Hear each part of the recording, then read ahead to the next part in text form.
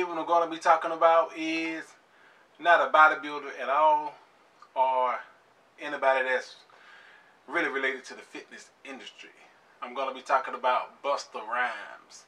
And the reason I'm talking about Busta Rhymes is that actors, singers, all of these people try to keep themselves in a particular condition for their job. And the reason I'm talking about Busta Rhymes is that I seen a interview with Busta Rhymes, and he really disclosed some very personal things that this guy normally wouldn't talk about. And those personal issues are his health. And over the years, you notice that Busta Rhymes did get a lot out of shape. I mean, the guy really got out of shape. But I never knew why.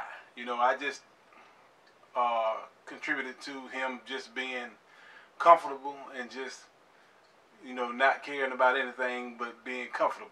So, come to find out, even though he had a strained relationship with his dad, and he managed to fix that relationship before his dad ended up dying because his kidneys was failing, and that eventually got him. So, long story short.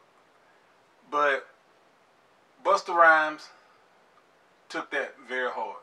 And at the same time, his mother, even though she wasn't with his dad, she also took it hard because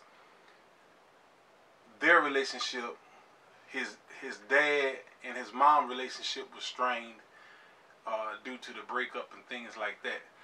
So that right there put even more stress on Busta Rhymes. And he got to the point that once his dad had passed, he just didn't care about anything other than doing just enough in life to be able to just take care of his family. He just stopped caring. And at the same time, when he stopped caring, he also stopped caring about his health. So he started drinking a lot heavier. He started smoking a lot heavier. And just the mere fact of the strain of just being a rap artist, the strain of just rapping also had its strain on it. And he ended up going from about 270 pounds to about 340 pounds. That's just about a 100-pound increase in weight. That's a whole person he added onto his body. And the thing about it is, to make the situation even worse, he ended up having to go to his doctor because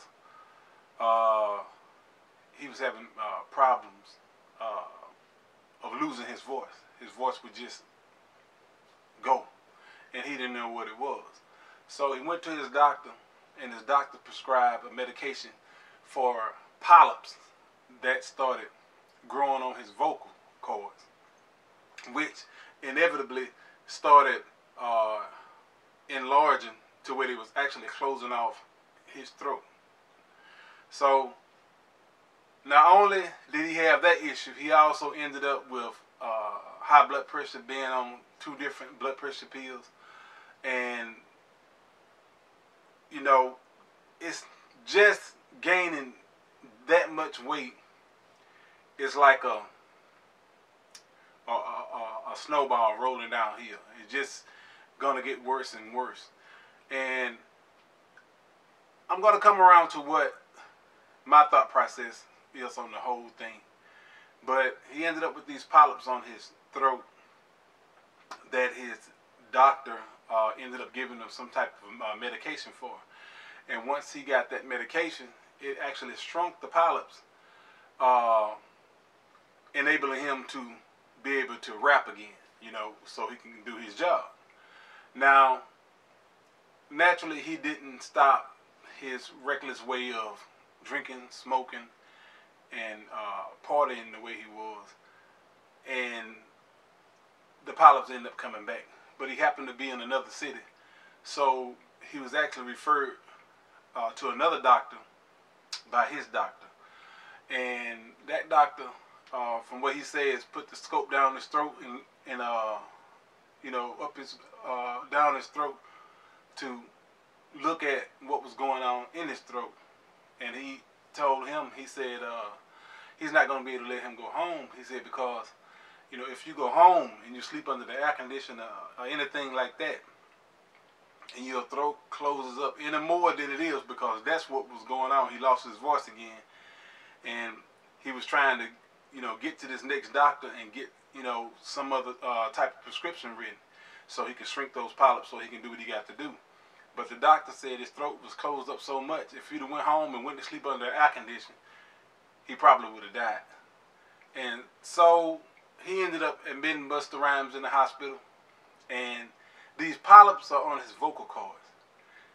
His vocals are his livelihood.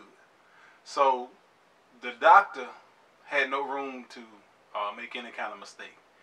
And, you know, because like he was saying, his whole family depend on him. And that is the way that he feeds his family, with his voice. So the operation, which he had to have, an emergency operation, he had to have it. It was successful. And the thing about it is that he ended up getting back in the gym, working out. He got his weight down to 250 pounds, almost 100-pound weight loss, which is excellent for him and his health. Now, the reason I say that is that not only do we have to always consider our physical health, our physical conditioning, our body fat levels, we also have to consider our mental health. You know, when you have a lot of things going on in your life and there's a lot of stress on your mind, which would sometimes cause you to be reckless, like in his circumstances, it actually caused him to be reckless, and he lived his life reckless, which ended up snowballing to other problems. Now, had he had that mental health issue taken care of, the other problems 9 times out of 10 wouldn't have happened. So we have to always consider our mental health first, then our physical health, because the body can't go any place that the mind hadn't been first. Anyway, that's what I thought I'd talk to y'all about. If you hadn't subscribed, subscribe to the channel. And again, I'll be talking to you later.